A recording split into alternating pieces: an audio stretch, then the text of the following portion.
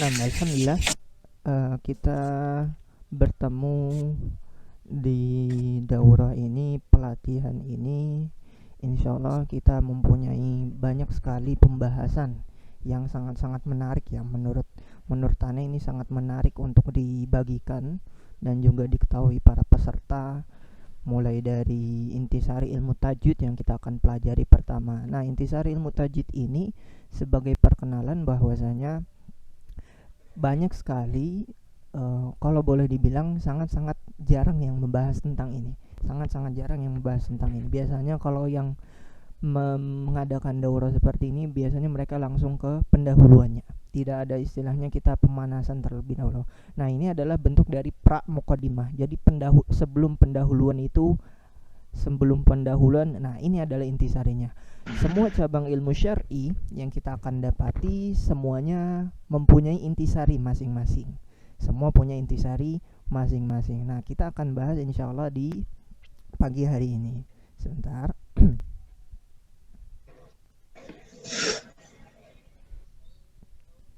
Oke.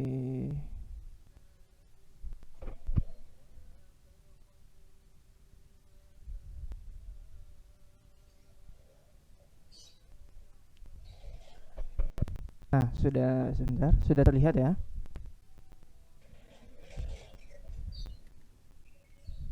Nah, sudah terlihat insyaallah ya.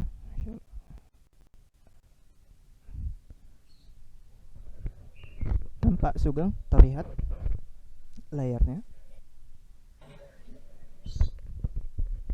Mungkin Pak Ardi terlihat layarnya atau belum? Belum, belum. Oke, sebentar. Oke.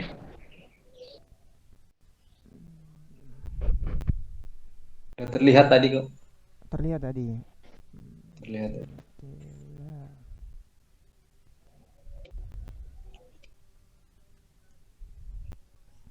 Nah, sekarang bagaimana? Ya. Sudah ya, insyaallah. Nah, kita akan mulai pembahasan kita di intisari ilmu tajwid. Nah, mabadi'ul asyri fi ilmi tajwid. Nah, ini adalah permulaan awal dari ilmu tajwid. Semuanya berasal dari sini. Sebenarnya tadi seperti yang kita bilang bahwasanya semua cabang ilmu syar'i ini memiliki intisarinya masing-masing. Nah, ini Anda merangkum dari salah satu ulama tajwid di zaman setelah mu'alif kitab ini, pengarang kitab ini, Syekh Sulaiman Al-Jamzuri, yaitu Syekh Nuruddin Ali bin Muhammad bin Hasan bin Ibrahim bin Abdullah Al-Misri. Wallahu alam, ana rasa beliau ini adalah salah satu guru dari Syekh Sulaiman Al-Jamzuri. Nah, apa saja cangkupan dari intisari ilmu tajwid? Ini menarik untuk kita bahas. Apa saja cakupan dari intisari ilmu tajwid? Nah, mungkin sebentar. Nah, intisari ilmu tajwid ada 10. Ada 10. Nah, ini yang pertama ialah definisi tajwid. Definisi tajwid. Karena sangat disayangkan ya jika kita mempelajari ilmu tajwid tanpa kita mengetahui apa itu tajwid sebenarnya. Kemudian keutamaannya itu berupa ketika kita mempelajari ilmu tajwid, apa yang kita akan dapatkan, fadilah-fadilahnya, keutamaannya, itu apa yang kita akan dapatkan. Nah, contohnya mungkin kita misalnya sholat sunnah 2 rakaat sebelum sholat subuh, sholat fajr, qabla subuh. Nah, apa faedahnya atau apa fadilahnya? Bahwasanya kita akan mendapatkan seisi dunia, menyerupai isi dunia dan di dalam dunia ini. Jadi rakaatain qabla al-fajri khairum minad dunya wa ma fiha. 2 rakaat sebelum fajar, salat fajar itu lebih baik daripada dunia dan seisinya. Ini adalah fadilahnya, keutamaannya. Jadi dari keutamaan ini kita akan terpacu untuk mempelajari ilmu tajwid lebih dalam pastinya. Nah, nisbat ini maksudnya kepada siapa? Kepada siapa ilmu ini dinisbatkan? Nisbat ini kalau kita, mungkin ini sudah bahasa Indonesia, tapi kalau misalnya kita masih agak jarang mendengar nisbat ini kalau kita artikan seperti misalnya seseorang anak perempuan menisbatkan kepada ayahnya, jadi menetapkan penetapan ya. Mungkin kita sering mendengar sidang isbat, nah itu hampir-hampir mirip ya, itu juga dari bahasa Arab pastinya itu ya. Kemudian di peletakan, tadi sudah 1, 2, 3 definisi keutamaan nisbat. Nah yang keempat ialah wadi'uhu atau peletakan. Siapa yang meletakkan ilmu ini? Nah, karena nggak mungkin ilmu ini tiba-tiba menjadi dibukukan begitu saja, dikarang begitu saja tanpa tidak ada pencetus. Awal mula terjadinya siapa? Yang memicu hal ini tuh, yang memicu kenapa bisa dibukukan ini bagaimana? Ini adalah pembahasan yang cukup menarik sebenarnya. Nah, setelahnya ialah rujukan. Sama seperti cabang-cabang ilmu syar'i yang lain seperti akidah, mereka punya rujukan yang kuat, harus punya rujukan. Mungkin contohnya akidah misalnya. Nah, rujukannya dari Al-Qur'an dan Sunnah. Dan Sunnah, dan juga para masyayikh di zamannya. Nah, itu adalah rujukan. Jadi ilmu ini atau dari mana diambilnya ilmu ini. Nah, kalau yang sebelumnya itu peletakan, siapa yang menuliskan. Kalau yang ini nih rujukan, dari mana ilmu ini diambil. Ini agak ngacak, tapi nanti kita akan sesuaikan saja seperti yang kita akan dapati nantinya insyaallah. Nah, kemudian hukmuhu, dan hukumnya. Nah, ilmu tajwid juga mempunyai hukumnya. Jadi kita bagaimana mempelajarinya, bagaimana mempraktekannya, itu ada hukumnya, hukum tersendiri. Ini adalah sebuah, pastinya di setiap cabang ilmu syar'i kita bilang lagi, itu pasti ada hukum-hukumnya. Contoh di bidang hukum fikih ya. Misal mempelajari fikih itu hukumnya fardul kifayah. Misalnya, jika sebagian kelompok atau sebagian orang sudah melakukan, maka jatuh hukum untuk orang lain. Contoh mudahnya seperti sholat jenazah ya. Jadi jika fardul kifayah berarti jika sudah dilakukan beberapa orang maka cukup baginya, tidak perlu dilakukan oleh kebanyakan sisa orang lainnya. Nah, ini adalah fardul kifayah. Nah, ini adalah hukum-hukumnya. Kemudian kita lanjut ke masailuha atau pembahasan. Jadi ilmu tajwid ini membahas tentang apa? Kita harus tahu di sana. Enggak cuma kita istilahnya belajar saja. Kita harus tahu apa saja yang di dalam ilmu tajwid yang akan dibahas. Sangat-sangat luas. Kemudian yang ke-8 ini adalah nama. Ilmu tajwid itu dinamakannya dengan apa? Seperti apa? Jadi banyak sekali sinonim-sinonim dari ilmu tajwid ini, dan insyaallah kita akan mendapatkan pembelajaran di sini. Nah, kemudian samaratuhu atau buahnya. Nah, qadarullah belum bisa menampilkan harokat. Antum fokus saja dengan tulisan bahasa Indonesianya saja. Kenapa ana buat juga dengan bahasa Arab? Karena ditakutkan ini juga bisa untuk kawan-kawan untuk para murid-murid ana di tempat di sekolah ya, di jenjang SMP ya. Jadi ana sinkronkan saja. Antum mungkin fokusnya di bahasa Indonesianya saja. Karena pasti kalau kita juga belajar bahasa Arabnya makin tambah rumit kitanya. Nah, kemudian yang ke-9 ialah buahnya. Jadi ketika kita menanam sesuatu, misalnya kita menanam bibit jagung ya, apa yang kita akan dapatkan dari buahnya ini? Yang kita akan dapatkan misalnya jagung tersebut, atau mungkin hasilnya jadi jelek. Nah, ini adalah buahnya. Sama kita mempelajari ilmu tajwid, apa yang kita akan dapatkan setelah kita mempelajarinya. Ini sangat-sangat menarik. Jadi nggak cuma kita belajar, kita dapat keutamaannya, terus kita tanpa ada hasil apapun. Ana rasa semua cabang ilmu, maupun itu ilmu umum, matematika, fisika, itu pasti ada samaratuhu atau buahnya. Karena nggak mungkin kita nggak mendapatkan apa-apa, kecuali mungkin kita meremehkan dari ilmu tersebut. kita meremehkan ilmu tersebut. Nah, yang terakhir ialah maudu'uhu atau tempatnya. Ini juga sangat menarik. Mungkin ada beberapa peserta yang sudah kita bahas di maudu'uhu ini atau tempatnya. Maksudnya gimana sih, Ustaz? Ilmu tajwid itu punya tempat tersendiri. Ilmu tajwid itu punya tempat tersendiri. Karena sangat-sangatlah boleh kita bilang tempat ini adalah, mungkin kita mudahnya ya, kita meletakkan buku di rak buku. Nah, buku ini tempatnya berarti di rak buku. Buku ini ada tempatnya di rak buku. Gelas misalnya, gelas di mana tempatnya? Di rak tempat dekat dengan piring misalnya. Kita letakkan di sana. Ini adalah tempatnya. Nah, kita akan bahas ilmu tajwid itu tempatnya di mana.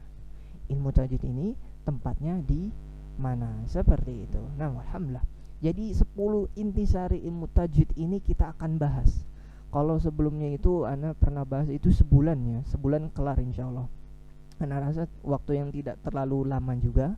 Dan juga nanti akan diselipkan beberapa pembahasan berkaitan dengan ilmu pemberian titik pada Al-Quran, pemberian harakat pada Al-Quran, kemudian awal mula Al-Quran dikumpulkan. Nah, ini akan kita bahas di sana. Kenapa perbedaan, kenapa ada mushaf Madinah sama mushaf Indonesia berbeda? Kenapa perbedaan tersebut ada? Nah, itu nanti kita akan bahas seperti itu insyaallah.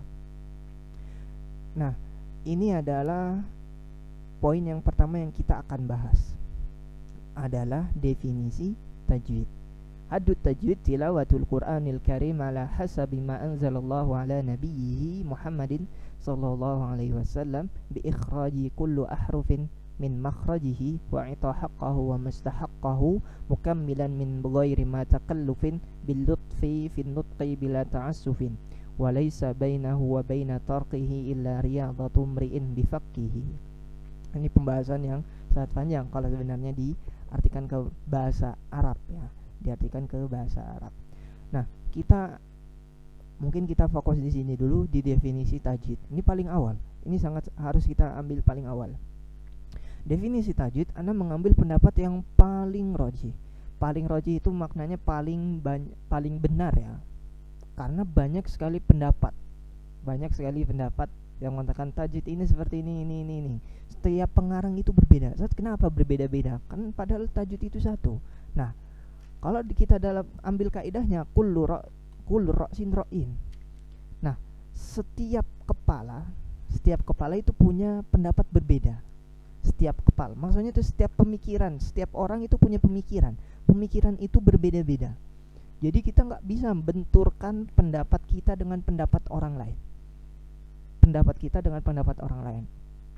Sama juga di kala zaman dahulu, maka sudah sangat-sangat jelas sekali. Pendapat-pendapat ini tuh sangat-sangat banyak sekali. Sangat-sangat banyak. Maksudnya kok bisa banyak ya? Karena memang para sahabat, para tabi'ut tabi'in, karena qadarullah perumusan ilmu tajwid ini ketika di generasi ketiga ya. Generasi kedua ini belum, nanti kita akan bahas insyaallah. Nah, para sahabat atau para ulama tajwid di zamannya, mereka membuat kitab masing-masing, atau mereka sudah paham bahwasanya ilmu tajwid definisinya seperti itu, tapi mereka belum membukukan. Mungkin kita misal punya ide, tapi kita belum tulis. Atau mungkin kita punya ide bisa jadi sebuah buku misalnya, atau cerita pendek ya, atau bisa jadi sebuah karangan misalnya. Nah, kita kalau belum bukukan atau kita belum tuliskan, maka sangat mudah sekali untuk terlupa. Dan sangat pasti kita akan dapati perbedaan.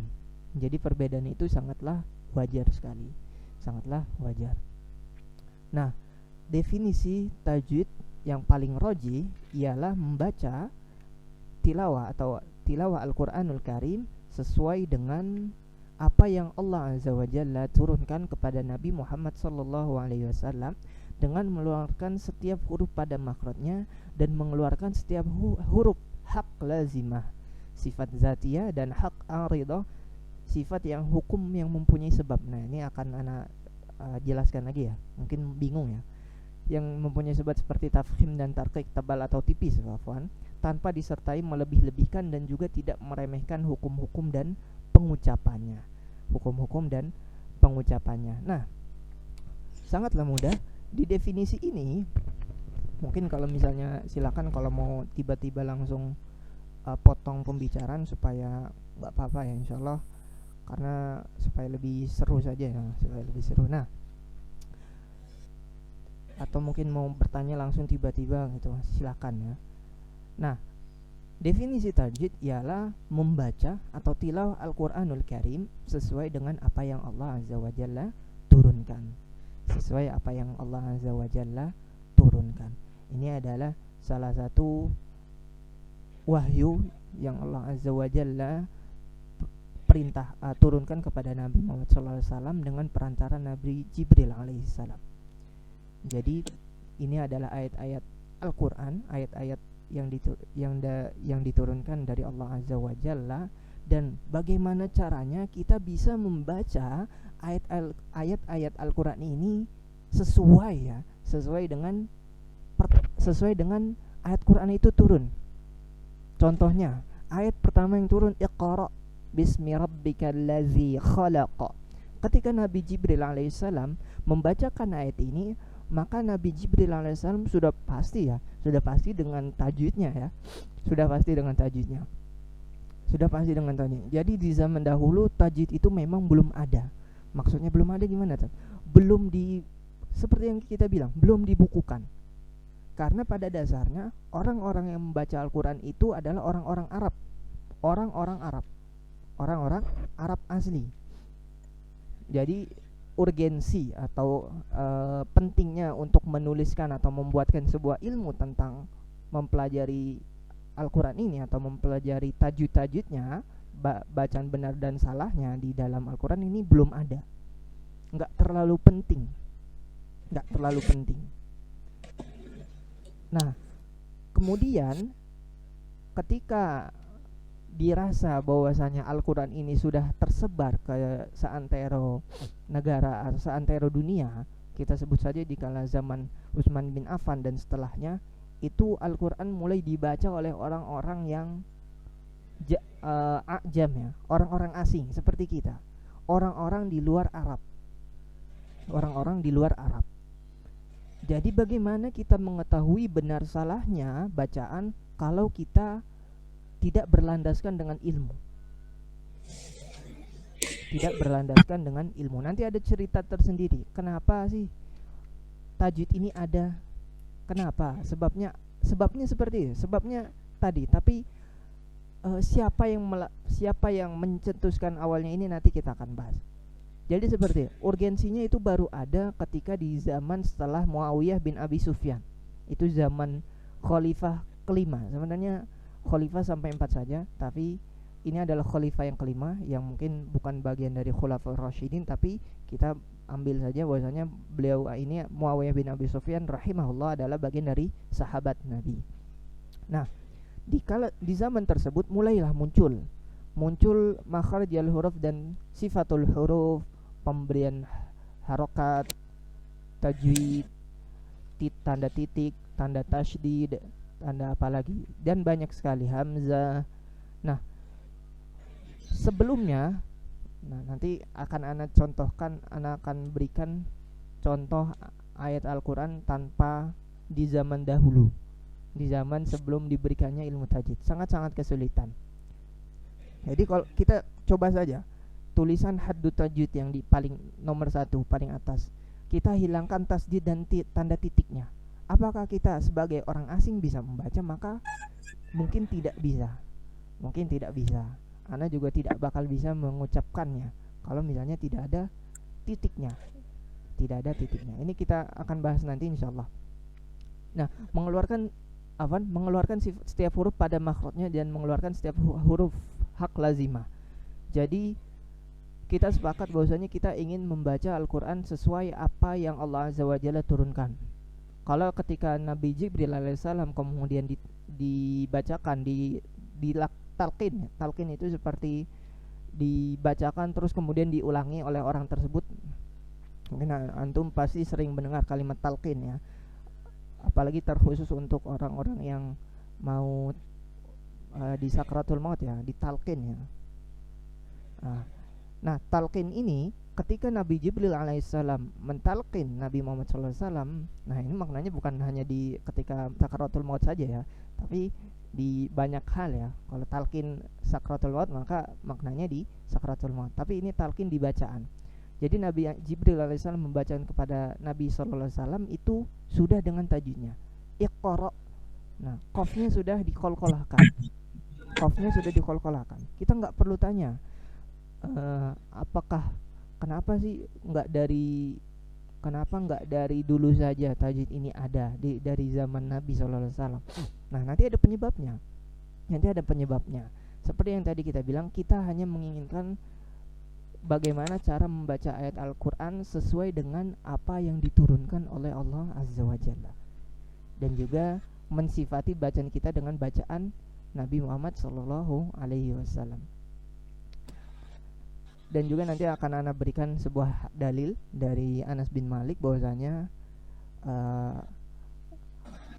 beliau pernah berkata radhiyallahu anhu, kana yamuddu maddan. Jadi bahwasanya Nabi SAW yamuddu maddan, ketika mendapatkan huruf mat itu huruf yang panjang 2 harokat dan lebih, itu Nabi SAW maddan, memberikan panjangnya. Ini adalah salah satu bahwasanya dahulu memang Nabi SAW sudah sangat-sangat fasih ya dalam membaca Al-Quran. Jadi tidak perlu adanya ilmu tajwid itu belum ada di sana. Karena memang dari para sahabat ketika mereka dibacakan ayat-ayat Al-Quran, mereka juga sudah sangat fasih dengan ayat-ayatnya atau dengan huruf-huruf Arabnya, huruf-huruf hijaiyahnya. Ini sangat-sangat fasih mereka ya. Kita tidak perlu ragukan lagi. Nah, mengeluarkan setiap huruf hak lazimah. Maksud di sini adalah sifatul huruf. Lazimah itu sifat yang wajib, yang melekat. Pernah kita pelajari di Jawada Quran Course di 2 bulan terakhir ya. Seperti ada al-jahru, al-hamsu, kemudian rakhawa bainiyah, kemudian sampai terakhir sampai istifal, infita dan itbaq, dan juga sifat lazimah yang tidak berlawanan kayak gunna, istitola, kemudian takrir, kemudian apa lagi, banyak sekali di sana. Ini adalah sifat yang melekat. Berarti apa? Sifat hak aridoh ya. Antum akan dapati juga di bulan ketiga kalau tidak salah ya. Itu dijelaskan juga hak aridoh itu apa di Jawada ya. Mungkin kalau yang mau murojaah silahkan.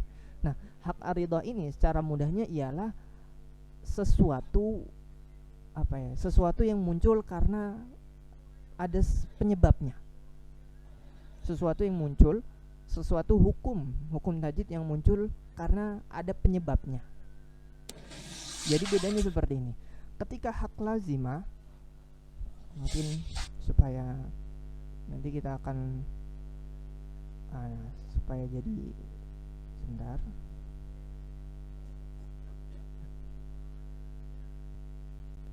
Nah, hak lazimah itu kita akan ambil bahwasanya ia yang melekat di setiap huruf.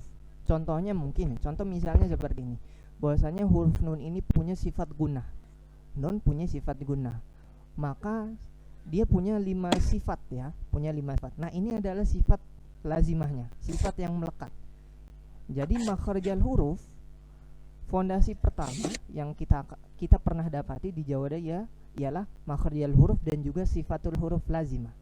Ini fondasi yang harus kuat ya, karena Anda nggak pernah memberikan ikhfa, idgham atau izhar secara materi ya, secara teori. Kalau secara praktik Anda rasa pernah ya, secara materi atau teori. Nah, teorinya Anda nggak terlalu banyakan, hanya Anda memberikan prakteknya. Bacaannya seperti ini ikhfa. Kenapa? Karena supaya kita nggak terlalu pusing ya, bingung ya. Sudah belajar misal gunahnya kita belum bisa kuat, atau misalnya istitolah di huruf dot ini masih kurang, kita terus disibukkan dengan hukum-hukum ikhfa, izhar sama iqlab atau qalb ini ya. Kita pusing tuh di situ. Kita ana sibukkan antum dengan istilah-istilah seperti itu. Pada akhirnya antum lebih condong ke sana, ke izhar, ikhfa. Padahal yang wajibnya itu yang pertama ialah makhrajul huruf dan sifatul huruf lazimah. Sifatul huruf yang melekat. Sifatul huruf yang melekat. Jadi kalau antum dapati sebelumnya di 4 bulan atau 3 bulan kita belajar bersama, setiap huruf ada yang punya 6, 5, 4. Nah, itu adalah sifat yang melekatnya. Sifat yang melekatnya. Kita lanjutkan lagi insyaallah. Nah, sifat ana belum yang jelaskan. Sifat ar-ridha atau sifat yang mempunyai sebab. Contohnya seperti ini.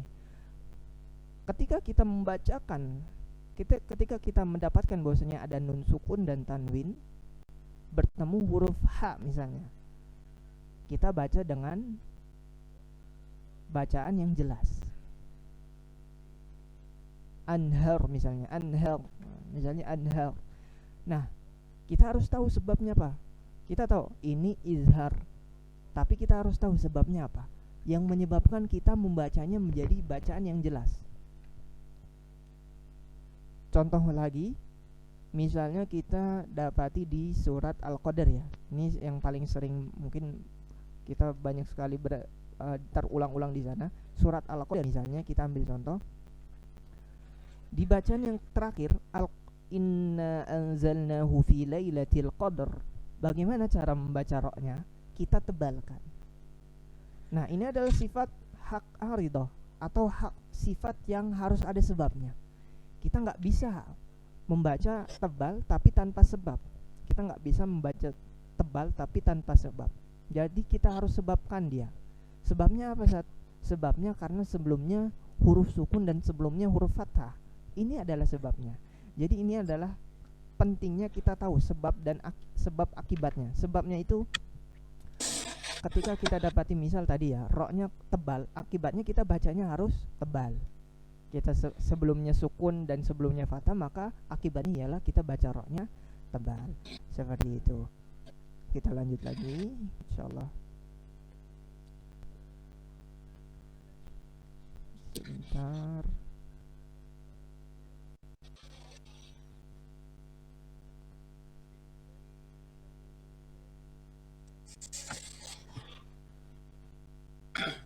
Ustaz, mau tanya sebentar. Silakan. Untuk yang di Al-Qadar itu yang di ayat terakhir yang matola'il fajr itu toknya itu dia jadi fathah atau masih ini ya nun mati ya? Apa namanya, tanwin? Yang qalqalah itu ya, Ardi ya. Iya, matola'il fajr. Iya insyaallah. Nah, jadi qalqalah itu sepertinya enggak dibahas di kitab ini, tapi kita akan coba kulik saja. Qalqalah itu sebenarnya punya dua tingkatan sesuai dengan sifat hurufnya. Contohnya, sifat huruf yang tebal kita dapati ba, jim, dal, to, ko. Ada 5 huruf. Ba, jim, dal, to, kof. Yang huruf-huruf tebal ada to sama kof. Huruf tebal itu huruf yang punya sifat isti'la. Jadi bacaannya seperti apa? Bacaannya lebih mengarah ke huruf o atau ke harokat o. Matola. Berbeda ketika huruf yang tipis, istifal. Ba, jim, atau dal. Misalnya qul huwallahu ahad, Allahus samad. Nah, cara pengucapan qalqalahnya juga berbeda. Jadi kita sifati mereka dengan sifat tebal dan tipis. Nah, ini juga jadi fondasi ya buat kita ya. Karena sifat isti'la dan istifal berguna di beberapa hukum tajwid. Sangat berguna di beberapa hukum tajwid. Jadi kita harus bisa menghafal huruf yang isti'la itu apa, huruf istifal itu apa saja. Seperti itu tingkatan sesuai dengan tipis tebalnya. Jadi mungkin kalau misalnya kalau kita bilang berarti qalqalah kubra sama sugronya gimana sih, Zat? Qalqalah kubra dan sugra itu berkaitan tentang ketika apakah kita melakukan qalqalah itu ketika waqaf atau di tengah-tengah, itu saja ranahnya dia, itu saja.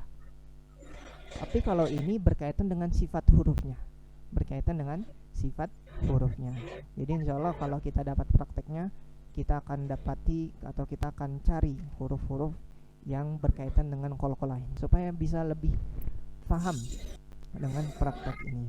Seperti itu, Ardi. Ustaz. Kita lanjutkan.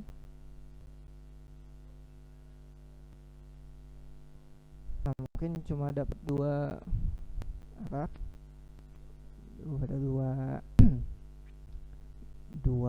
poin saja ya kita. Kita lanjut lagi. Nah, ya, tadi sudah kita bahas sifat atau hukum tajwid yang mempunyai sebab seperti tebal dan tipis. Tadi kita sudah bahas ro misalnya.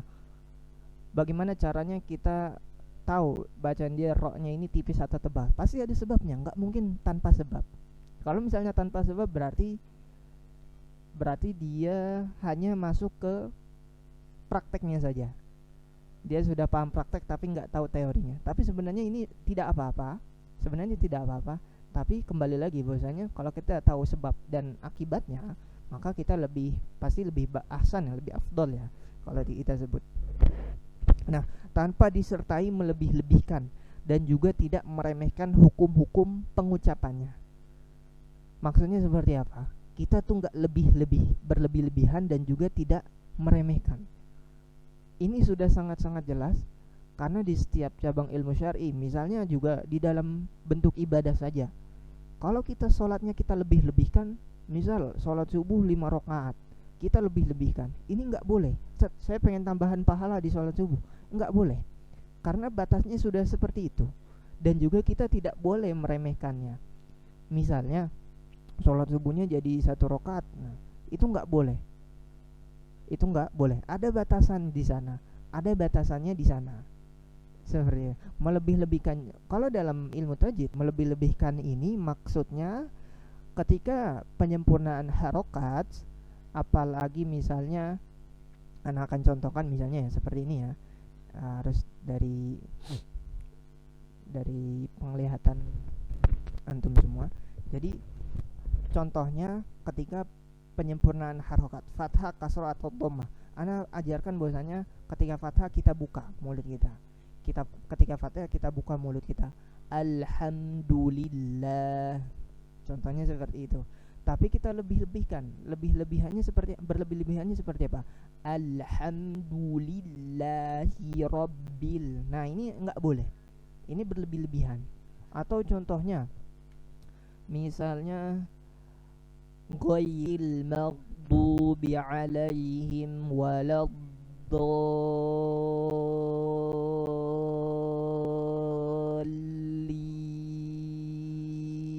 Nah, gimana berlebihannya? Pemberian harokatnya. Jadi kita nggak bisa membuat dia berlebih-lebihan. Contohnya kayak tadi sangat-sangat panjang harokatnya, padahal harusnya hanya cukup 5 saja sampai 6. Atau contoh tadi ketika penyempurnaan harokat, alhamdulillah, kita lebih-lebihkan. Kita kita di luar batas ya, di luar batas kewajarannya. Alhamdulillahi rabbil alamin. Itu tidak boleh. Kemudian dikurang-kurangi. Maksudnya gimana? Kita seperti tadi, misal contohnya di surat mungkin ya, di surat Al-Ahzab misalnya, kita baca tabbat yada abi lahabi wa tabba. Nah, qalqalahnya kita nggak ada, kemudian kita meremehkan qalqalahnya. Atau contohnya ketika kita misalnya bertemu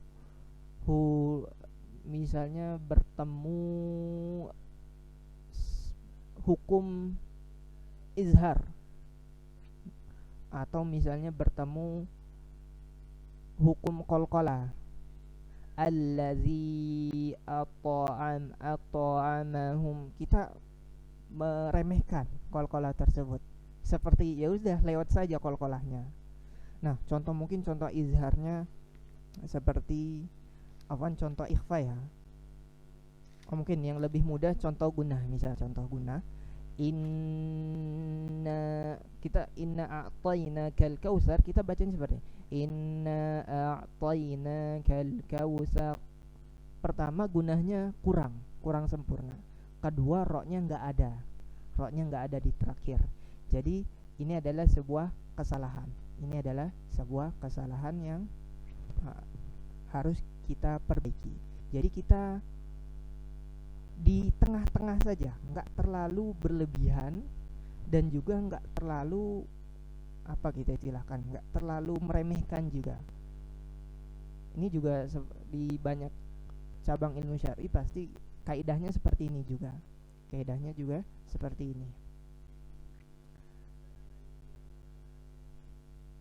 Sebentar, nah ini ada sedikit catatan. Nah, mungkin terlihat ya.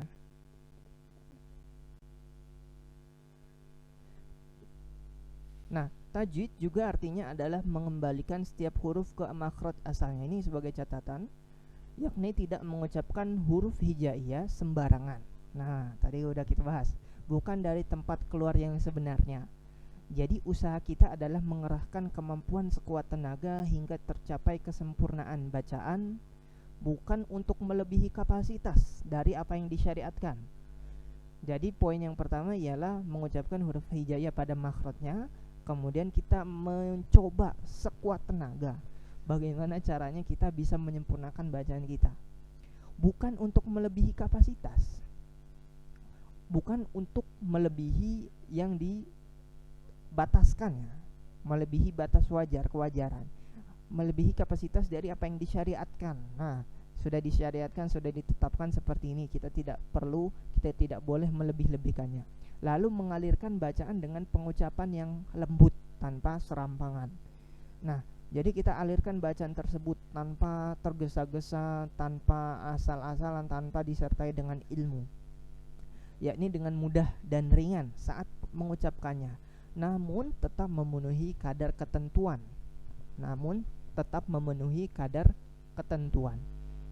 Jadi kita mengucapkannya dengan pengucapan yang standar, tetapi harus diikuti dengan kadar yang sesuai dengan apa yang ditentukan di sana. Kadar yang ketentuan yang telah ditetapkan, bukan mengucapkan sembarangan dan asal maunya saja, mengucapkan sembarangan dan asal semaunya kita. Nah, sepertinya ada, bukan mengucapkan sembarangan dan asal-asalan semau kita. Ini adalah tambahan untuk penjelasan definisi tajwid. Sekali lagi bahwasanya kita jangan terlalu meremehkan ilmu ini. Kita tidak meremehkan ilmu ini, dan juga kita jangan juga melebih-lebihkan ilmu ini. Pengucapan setiap hurufnya kita jangan lebih-lebihkan, karena semuanya sudah pada koridornya masing-masing, punya batasannya masing-masing. Ana rasa di setiap apa yang kita lakukan pasti ada SOP-nya, SOP tersendiri. Punya SOP. Ustaz mau tanya Ustaz. Nah, tafadhol. Ini kalau seandainya ada seseorang yang mungkin dia dari orang Sumatera atau dari orang Jawa, dalam pengucapan bacaan Qur'annya itu tidak sesuai, Ustaz. Misalnya A jadi nga gitu biasanya kan juga. Nah, itu saya bilang itu salah, seperti itu saya bilang. Kenapa? Terus dia jawabnya, ya daripada saya ngaji gitu kan, ya Anda harus berusaha semaksimal mungkin untuk mengeluarkan itu. Tapi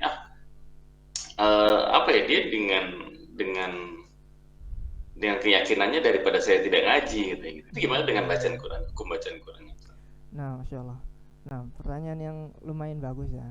Sebenarnya kalau kita tarik ke asalnya saja ketika dia tahu bahwasanya semuanya harus dilandasi dengan ilmu ya. Ini kita dapati juga di orang-orang yang awam ya. Walhamdulillah kita diberikan hidayah, kita diberikan taufik supaya kita bisa mempelajari ilmu tajwid ini, ilmu yang paling relevan untuk saat ini. Kita ajarkan juga untuk keluarga dan juga untuk diri kita sendiri dan masyarakat. Nah, ketika seorang muslim sudah tahu bahwasanya mempelajari ya, mempraktekkan bacaan sesuai ilmu tajwid itu wajib, maka dia harus mempelajarinya. Nggak mungkin ya, karena Anda dapat kasus bahwasanya ada orang yang belajar dari YouTube saja, dengar dari salah satu ustadz, terus dia mencukupkan dirinya dengan itu. Nah, ini adalah kesalahan. Kenapa?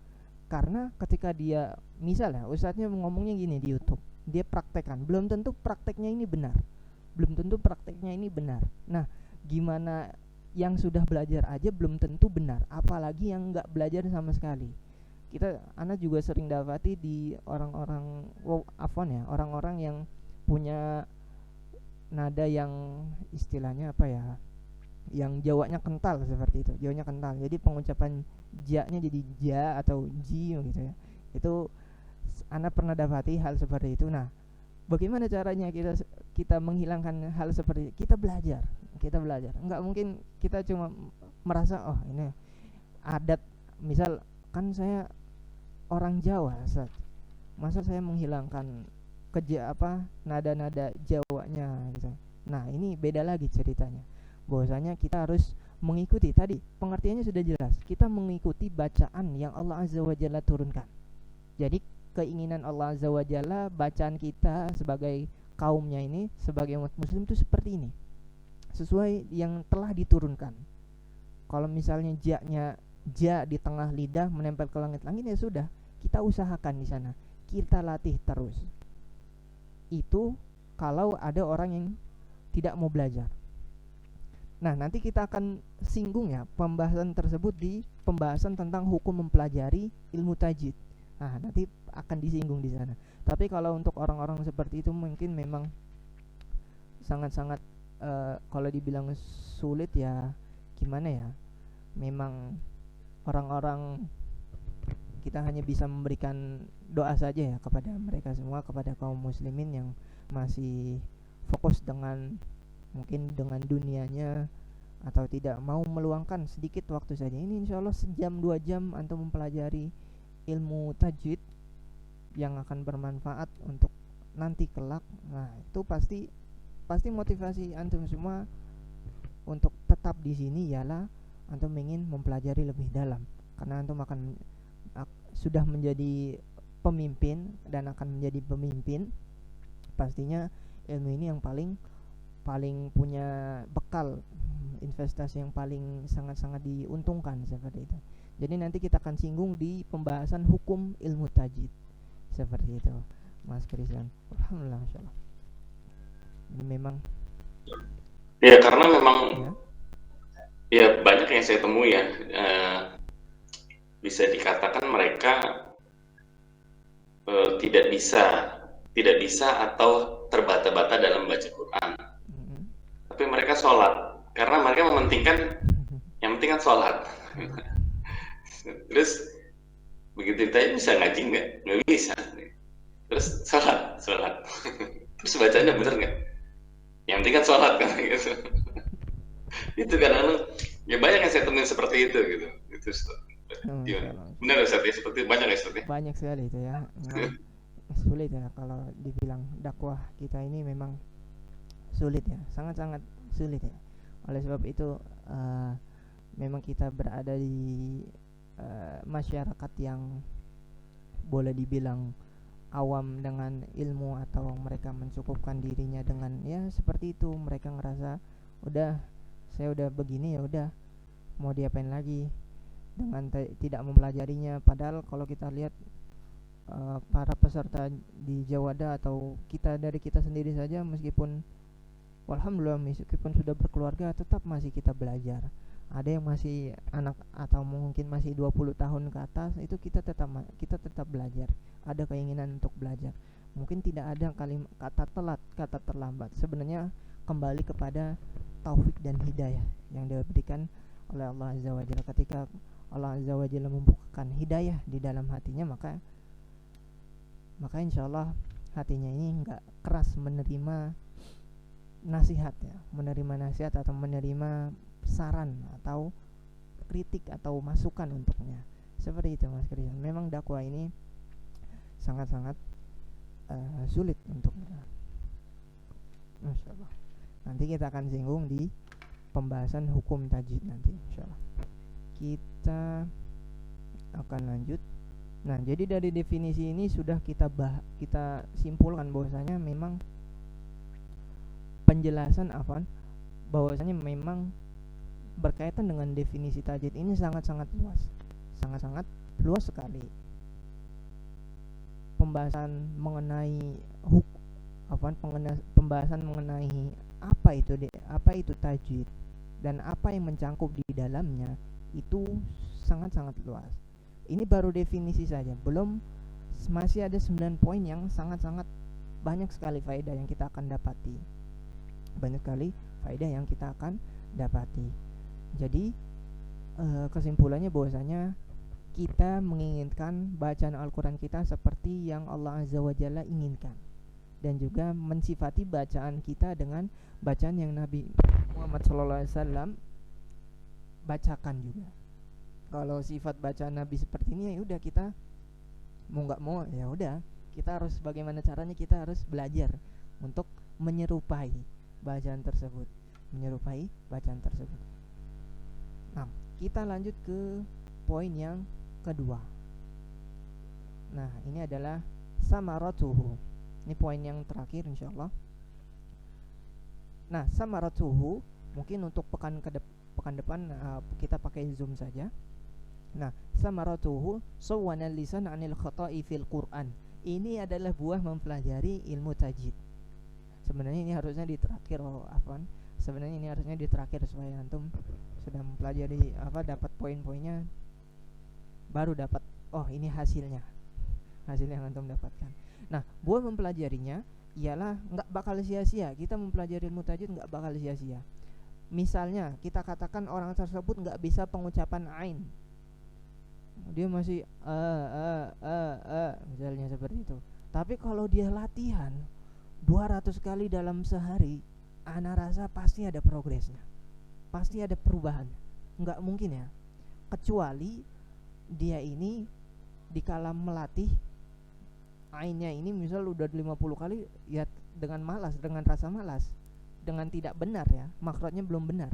Nah, ini baru nggak ada progresnya pasti. Seperti kita melakukan sesuatu tanpa ada hasilnya.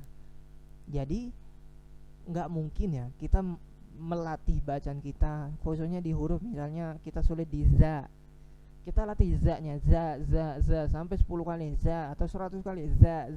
Mungkin kita lagi berkendara, za. Kita latih terus, pasti ada progresnya dengan catatan bahwasanya kita punya pembimbing, pasti ada progresnya. Ini adalah hal yang pasti ada ya, nggak mungkin kita Allah Azza wa Jalla tidak memudahkan kita untuk mengucapkan mengucapkan huruf-huruf ini ketika Allah Azza wa Jalla melihat kita bahwasanya ini fulan sudah berusaha. Nah, menjaga lidah dari segala bentuk kesalahan dalam pelafalan Al-Qur'an.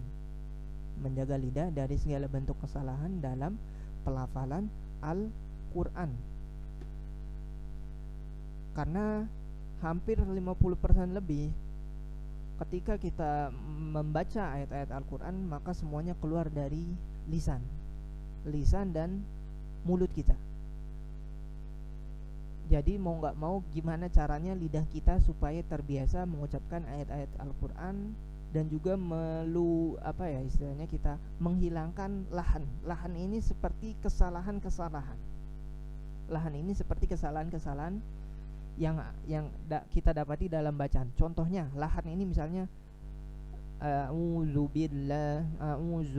Nah, za-nya ini berubah jadi za. Ini adalah lahan, kesalahan yang kita harus jauhkan. Oleh sebab itu kita belajar ilmu tajwid karena ini ada lahannya, atau ada hal-hal yang lainnya, ikhfa, panjang pendek, mad qasarnya, atau yang lainnya yang mungkin kalau disebutkan nggak cukup satu layar ini. Kalau disebutkan nggak cukup satu layer ini. Jadi sangat-sangat bermanfaat sekali buah atau hasil yang kita akan petik nantinya ketika kita mempelajari ilmu tajwid, baik dalam masalah teori dan juga masalah praktek. Pastinya kita akan dapati itu semua dengan hasil yang sudah kita upayakan, pastinya dengan upaya yang kita dapatkan ya. Kita berupaya sebesar ini ya, hasil kita seperti ini. Ini adalah buah dari mempelajari ilmu tajwid. Anda lihat dulu. Nah, mungkin kita ambil satu lagi. Bismillah. Nah, nisbatuhu li ghairi minal ulumi syar'i. Ketetapan dari ilmu tajwid ini adalah salah satu cabang dari ilmu syar'i atau salah satu bagian dari ilmu syar'i. Jadi dia ini masuk ke juga bagian dari akidah, fiqih, kemudian hadis, mustalah hadis, usul fiqih, kemudian tafsir dan ulumihi. Tapi ini adalah cuma furu'nya, cabangnya saja. Intinya ya ke akidah, tauhid. Nah, itu adalah inti-intinya. Tapi ini adalah bagian cabang. Itu kan cabang doang. Kenapa kita harus pelajari? Nah, ini ada lagi. Pembahasannya ada lagi bahwasanya meskipun ini cuma cabang atau cuma salah satu bagian dari berbagai bagian ilmu syar'i, kita harus pelajarinya.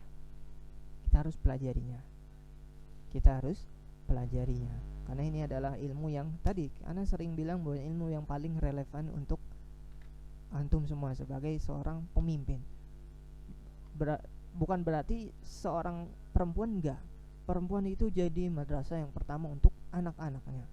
Jadi bagaimana caranya ketika seorang perempuan atau seorang ibu mengajarkan kepada anaknya bacaan yang benar, tetapi bacaan ibu tersebut masih salah.